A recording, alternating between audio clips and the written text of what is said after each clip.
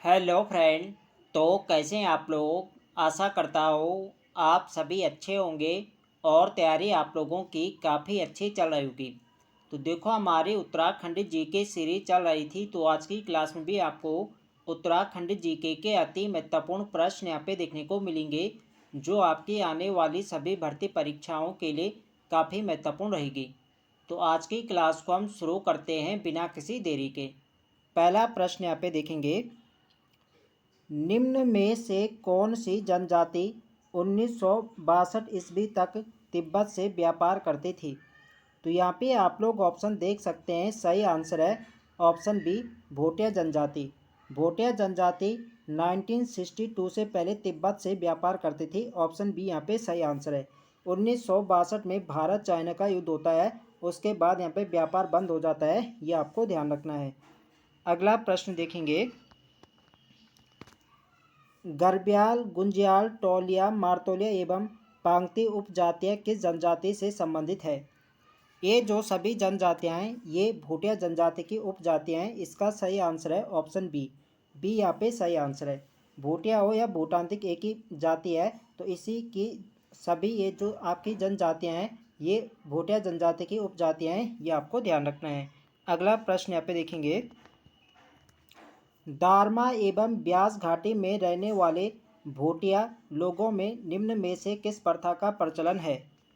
तो दारमा एवं ब्यास घाटी में जो भूटिया जनजाति रहती है उनमें किस प्रथा का प्रचलन पाया जाता है। तो ये पाया जाता है रड़बड़ प्रथा का। इसका सही आंसर है ऑप्शन ए। ये इसके यहाँ पे सही आंसर है। अगला प्रश्न यहाँ पे देखेंगे, निम्नलिखित में से असंगत कथन का चयन कीजिए। तो यहाँ पे आप लोग ऑप्शन देख सकते हैं। भोटिया उपजातियाँ राठ अथवा संगोत्र में विभक्त थी। तो बिल्कुल सही है। जो भोटिया जनजातियाँ ये राठ अथवा संगोत्र में विभक्त थी, बिल्कुल सही है। घबला एवं घूरमा खस प्रजाति के मुख्य देवता है। देखो, जो घबला और घूरमा देवता ये खस प्रजाति नहीं बल्कि भोटिया जनजाति से ही ये प्रमुख देवता है। जो घबला है ये व्यापार के देवता माने जाते हैं भोटिया जनजाति के, और जो घूरमा है ये वर्षा के देवता कहे जाते हैं, ये आपको ध्यान रखना है। जो घबला है ये क्या है, भोटिया जनजाति के व्यापार के देवता हो गए, और घूरमा क्या है, वर्षा के देवता हैं, ये आपको ध्यान रखना है। प्रश्न पूछा जाता है तो यहाँ पे बताना कि कौन सा कथन असंगत है। तो पहला यहाँ पे सही है, दूसरा असंगत है, तो बी इसके यहाँ पे सही आंसर हो जाएगा। तो आपको ध्यान रखना है जो घबला एवं घूरमा देवता है ये किससे संबंधित है, यह है भोटिया जनजाति से। अगला प्रश्न देखेंगे, सुयाल नदी के तट पर अल्मोड़ा जनपद में स्थित गुफा कौन सी है। तो इसका जो सही आंसर है यह ऑप्शन है लाखों गुफा। लाखों गुफा अल्मोड़ा जनपद में सुयाल नदी के तट पर है, और इसकी खोज किसने करी थी। तो ये करी थी एमपी जोशी ने। कब करी थी, तो ये करी थी 1968 1968 में एमपी जोशी ने लाखों गुफा की खोज करी थी। यह आपको ध्यान रखने। जो लाखों गुफा है, ये जो गुफा है ये प्राग ऐतिहासिक कालीन गुफा है, और यहाँ से हमें मानव हो गया पशु, यहाँ से हमें इनके रंगीन शैल चित्र मिलते हैं, ये आपको ध्यान रखना है। और जो यहाँ इस गुफा से जो शैल चित्र मिलते हैं, इन गुफा के जो शैल चित्र है इनकी तुलना जो भीमबेटका गुफा है मध्य प्रदेश, इस गुफा के शैल चित्रों से इसकी तुलना की जाती है, ये भी आपको ध्यान रखना है। अगला प्रश्न देखेंगे,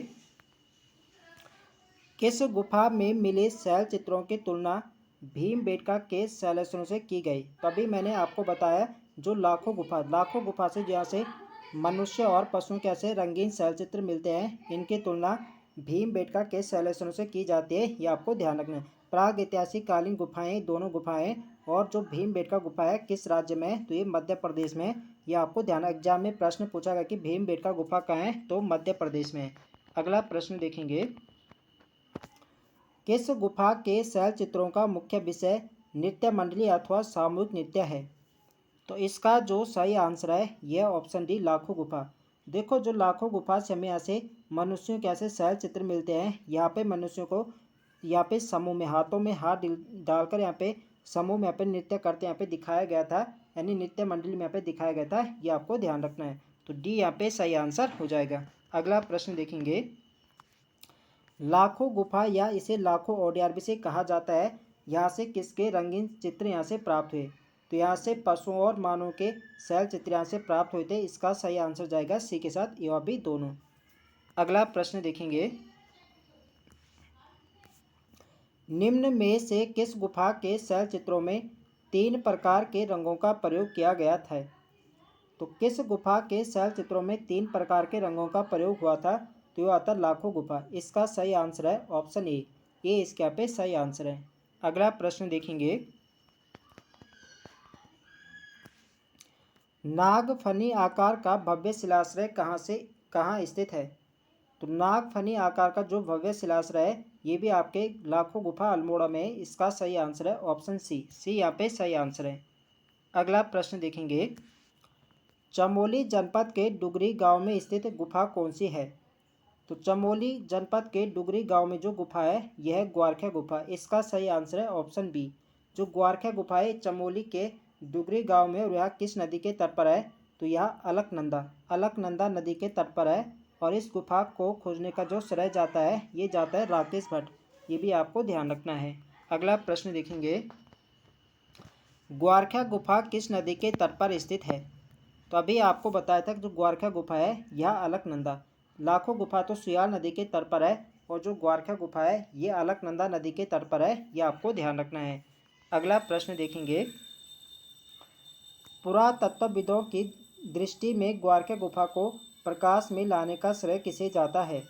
तो पुरातत्वविदों की नज़रों में ग्वारखा गुफा को किसने लाया था? तो ये लाया था राकेश भट्ट। इसीलिए राकेश भट्ट को ग्वारखा गुफा को खोजने का श्रेय जाता है। ये आपको ध्यान रखना है। तो इसका सही आंसर है ऑप्शन ए। ये यहाँ पे सही आंसर है। अगला प्रश्न देखेंगे, पशुओं को हांका देकर भगाना अथवा घेरना किस गुफा के शैल चित्रों का मुख्य विषय है? तो पशुओं को हांका देकर भगाना अथवा घेरना ये जो मुख्य विषय था ये ग्वारखा गुफा का था। इसका सही आंसर है ऑप्शन डी यहाँ पे सही आंसर है। देखो फ्रेंड्स, वीडियो पसंद आ रही तो फ्रेंड्स वीडियो को लाइक करें, शेयर करें और जो लोग चैनल पर नए हैं चैनल को सब्सक्राइब करें। अगला प्रश्न है हमारा, ग्वारखा गुफा से प्राप्त रंगीन चित्रों की संख्या कितनी है?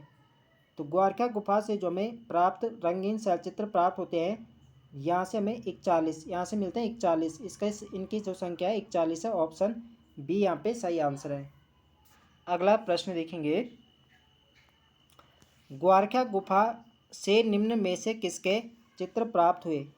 तो देखो लाखों गुफा से में पशु हो गया, मनुष्य, यहाँ के शैल चित्र मिले थे। जो ग्वारखा गुफा से में शैल चित्र मिलते हैं यहाँ से में मनुष्य हो गया, बारहसिंह और भीड़, तो इनके शैल चित्र में प्राप्त हुए थे ग्वारखा गुफा से। इसका सही आंसर है आपका ऑप्शन डी। और जो ग्वारखा गुफा से में रंगीन शैल चित्र प्राप्त होते हैं इनका जो इन पे रंग था, जो लाखों गुफा के जो चित्र उनकी तुलना में ये काफ़ी चटकदार इनमें कलर किया गया था। ये आपको ध्यान रखना है। अगला प्रश्न यहाँ पे देखेंगे, चमोली स्थित ग्वारखा उद्यान में पशुओं से संबंधित चित्रों की संख्या कितनी है? तो टोटल तो हमें यहाँ से 41 यहाँ से शैल चित्र प्राप्त होते हैं, जिनमें से यहाँ से पशुओं से जो संबंधित चित्र थे इनकी संख्या थी 8। इसका सही आंसर है ऑप्शन सी यहाँ पे सही आंसर है। अगला प्रश्न देखेंगे, किस गांव से 5.2 किलोग्राम सोने का मुखावरण मिट्टी के बर्तन एवं नर कंकाल प्राप्त हुए हैं? तो ये जो हमें प्राप्त होते हैं 5.2 किलो का जो सोने का मुखौटा मिलता है ये मिलता है हमें मलारी गांव चमोली से। इसका सही आंसर आपका ऑप्शन बी। देखो 1983 और 2001, 1983 और 2001 में यहाँ पे गढ़वाल विश्वविद्यालय के द्वारा सर्वेक्षण किया जाता है मलारी गांव चमोली में। यहाँ से 5.2 किलो का एक सोने का मुखौटा, मिट्टी के बर्तन, नर कंकाल आदि यहाँ से प्राप्त होते हैं। ये आपको ध्यान रखना है। अगला प्रश्न यहाँ पे देखेंगे, किस स्थान से प्राप्त मिट्टी के बर्तन पाकिस्तान की स्वात घाटी के शिल्प के समान है? तो देखो जो मलारी गांव से हमें मिट्टी के बर्तन मिलती है इनकी तुलना पाकिस्तान की स्वात घाटी के से यहाँ पे की जाती है। तो इसका जो सही आंसर होगा ये होगा ऑप्शन सी यहाँ पे सही आंसर है। अगला प्रश्न है हमारा, गढ़वाल विश्वविद्यालय द्वारा मलारी गांव का सर्वेक्षण कब किया गया? तो गढ़वाल विश्वविद्यालय द्वारा मलारी गांव का सर्वेक्षण किया जाता है और ये किया गया था वर्ष 1983 और 2001। इसका सही आंसर है ऑप्शन डी यहाँ पे सही आंसर है। अगला प्रश्न देखेंगे, निम्न में से किस स्थान से प्राप्त पशु कंकाल की पहचान हिमालय बिरसब जुबू जोबा के रूप में हुई? तो देखो जो हमारे मलारी गांव चमोली से यहाँ से पशु कंकाल यहाँ से मिलता है, इसकी पहचान हिमालय एक पशु होता है जुबू जोबा, इसके तौर पर इसकी पहचान की जाती है। इसका सही आंसर होगा ऑप्शन ई, ये यहाँ पे सही आंसर है। अगला प्रश्न देखेंगे, 1956 में मलारी गांव में सावधान की खोज किसके द्वारा की गई? तो 1956 में मलारी गांव में सावधान की खोज किसके द्वारा की जाती है? तो ये की जाती है यहाँ पे शिव प्रसाद डबराल के द्वारा। इसका सही आंसर है आपका ऑप्शन बी, यहाँ पे सही आंसर है। अगला प्रश्न हमारा, डबराल जी द्वारा खोजे गए सावधानों को किस विद्वान ने खस प्रजाति का बताया है? तो डबराल जी द्वारा खोजे गए सावधानों को किस व्यक्ति ने खस प्रजाति का बताया था? तो ये बताया था राहुल सांकृत्यायन ने। इसका सही आंसर है ऑप्शन सी, यहाँ पे सही आंसर है। देखो फ्रेंड्स, वीडियो पसंद आ रही तो फ्रेंड्स वीडियो को लाइक करें, शेयर करें, और जो लोग चैनल पर नए हैं चैनल को सब्सक्राइब करें। अगला प्रश्न हमारा, मलारी गांव किस जनपद में स्थित है? तो इजी प्रश्न है, मलारी गांव का है चमोली। ऑप्शन यहाँ पे राइट आंसर हो जाएगा। थराली चमोली के निकट स्थित गांव कौन सा है? तो चमोली के थराली के निकट कौन सा गांव स्थित है? तो यह है किमनी गांव। इसका सही आंसर है आपका ऑप्शन सी। किमनी गांव से भी हमें शैल चित्र प्राप्त होते हैं। यहाँ से हल्के सफ़ेद रंग के शैल चित्र प्राप्त हुए थे, ये आपको ध्यान रखना है। अगला प्रश्न है हमारा, किमनी गांव किस घाटी में स्थित है? तो किमनी गांव चमोली के पिंडर घाटी में ये आता है। इसका सही आंसर है ऑप्शन ई, ये यहाँ पे सही आंसर है। अगला प्रश्न देखेंगे, हल्के सफ़ेद रंग से चित्रित पशुओं एवं हथियारों के शैलचित्र कहाँ प्राप्त हुए हैं? तो हल्के सफ़ेद रंग के शैलचित्र प्राप्त होते हैं यहाँ से आपके किमनी गांव चमोली। ठीक है, किमनी गांव चमोली से प्राप्त होते हैं। किस घाटी में? कि ये आपके पिंडर घाटी। अभी हमने देखा किस घाटी में आता है, पिंडर घाटी में। देखो फ्रेंड्स, ये सभी प्रश्न ऐसे प्रश्न हैं जो बार बार एग्जाम में पूछे जाते हैं। तो आपको वीडियो पसंद आ रही तो फ्रेंड्स वीडियो को लाइक करें, शेयर करें, और जो लोग चैनल पर नए हैं चैनल को सब्सक्राइब करें। अगला प्रश्न हमारा, हुडली नामक स्थान कहाँ स्थित है? तो हुडली नामक जो स्थान है ये है आपके उत्तरकाशी। इसका सही आंसर आपका ऑप्शन बी। यहाँ से भी शैल चित्र प्राप्त होते हैं। यहाँ से जो शैल चित्र प्राप्त होते हैं उनमें नीले रंग का प्रयोग किया गया था। तो यहाँ से हमें नीले रंग के शैल चित्र प्राप्त होते हैं, और ये उत्तरकाशी में यमुना घाटी में स्थित है। पूछा जाता है किस घाटी में? तो यमुना घाटी में स्थित है, ये आपको ध्यान रखना है। अगला प्रश्न देखेंगे, निम्नलिखित कथनों में से असंगत कथन का चयन करें। तो यहाँ पे आप लोग देख सकते हैं हुडली यमुना घाटी में स्थित है, तो बिल्कुल सही है। अभी मैंने आपको बताया जो हुडली है उत्तरकाशी में और किस में है, यमुना घाटी में। हुडली से प्राप्त शैलेश्वरों में नीले रंग का प्रयोग किया गया, तो बिल्कुल सही, इनमें नीले रंग का प्रयोग हुआ था, बिल्कुल सही है। यह मंदाकिनी एवं पिंडर घाटी के मध्य स्थित है, तो ये वाले पे गलत हो जाए। हुडली कहाँ आपकी? यमुना घाटी में। ठीक है, तो सी यहाँ पे गलत है, तो सी इस प्रश्न का सही आंसर हो जाएगा। अगला प्रश्न देखेंगे, लाल रंग से चित्रित 3 शैलाश्रय निम्न में से किस स्थान से प्राप्त हुए? तो लाल रंग के जो शैल चित्र में प्राप्त होते हैं ये किस स्थान से प्राप्त होते हैं? तो ये होते हैं आपके लोहथाप। इसका सही आंसर आपका ऑप्शन डी। लोहथाप आपके किस जनपद में? तो आपके अल्मोड़ा जनपद में है। यहाँ से लाल रंग के यहाँ से 3 शैलेश्वर यहाँ से प्राप्त हुए, ये आपको ध्यान रखना है। देखो जो इसमें है लोहथाप, तो लोह का अर्थ क्या होता है? रक्त। ठीक है, यानी लाल। तो इसी से आपके क्या आपको रखना है कि लाल रंग के जो शैल चित्र प्राप्त हुए ये लोहथाप। लोहथाप का है अल्मोड़ा। अगला देखेंगे, निम्न में से कौन सा स्थान अल्मोड़ा जनपद में स्थित है? तो यहाँ पे आप लोग ऑप्शन देख सकते हैं। तो अभी हमने देखा जो लोहथाप है ये कहाँ है? अल्मोड़ा। इसका सही आंसर होगा आपका ऑप्शन ए। हुडली तो उत्तरकाशी हो गया। बनकोट नामक स्थान आपके पिथौरागढ़ में है। मलारी है चमोली। जो बनकोट है आपके पिथौरागढ़ में है, वो यहाँ से हमें क्या प्राप्त होता है? तो यहाँ से हमें 8 यहाँ से ताम्र मानव आकृति यहाँ से प्राप्त हुई थी, ये भी आपको ध्यान रखना है। अगला यहाँ से देखेंगे, मनुष्य को आखेट करते एवं हाथों में हाथ डालकर नृत्य करते किस स्थान के शैल चित्रों में दर्शाया गया है? तो इसका जो सही आंसर है ये आपका है ऑप्शन बी, लोहथाप। लोहथाप में मनुष्यों को आखेट करते एवं हाथों में हाथ डालकर नृत्य करते यहाँ पे दिखाया गया था। इसका सही आंसर होगा ऑप्शन बी। यहाँ पे सही आंसर है। अगला यहाँ पे देखेंगे, फड़का, नौली एवं पेड़साल स्थलों की खोज किसके द्वारा की गई थी? तो फड़का, नौली एवं पेड़साल स्थलों की जो खोज करी थी ये करी थी यशोधर मठपाल। इसका सही आंसर है आपका ऑप्शन बी। यहाँ पे सही आंसर है। देखो फड़का की खोज कब करी थी, तो फड़का की खोज करी थी यहाँ पे वर्ष 1985 में, और पेड़साल की खोज हुई थी वर्ष 1989 में। ये आपको ध्यान रखना है। अगला प्रश्न देखेंगे, निम्न में से कौन सा युग्म सुमेलित नहीं है। तो यहाँ पे आप लोग देख सकते हैं फड़का की खोज 1985 बिल्कुल सही है। अभी मैंने आपको बताया फड़का की खोज वर्ष 1985 में होते हैं और पेड़साल की खोज होते हैं वर्ष 1990 में। ये भी बिल्कुल सही है। पेड़साल एवं फड़का आपके सुयार नदी क्षेत्र में स्थित है, बिल्कुल सही है। ये आपके सुयार नदी क्षेत्र में और किस जनपद में है, ये आपके अल्मोड़ा में। ये आपको ध्यान रखना है। फड़का से प्राप्त शैलेश्वरों की संख्या 8 है।